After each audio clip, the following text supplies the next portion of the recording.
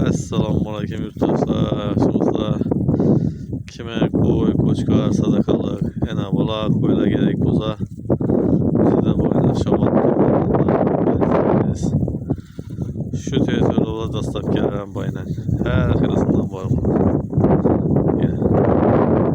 Kime ishga bo'lsa sadaqalar kerak, yana bola kerak bo'lsa, hammasidan bor.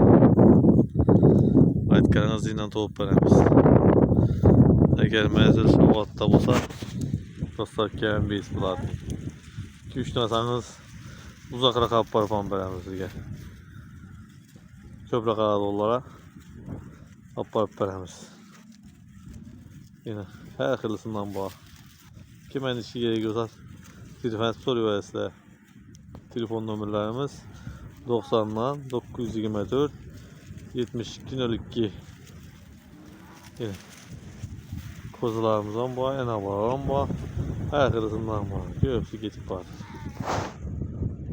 Telefon nömrələrimize geçsək, aytdıq mı? 90 924 7202.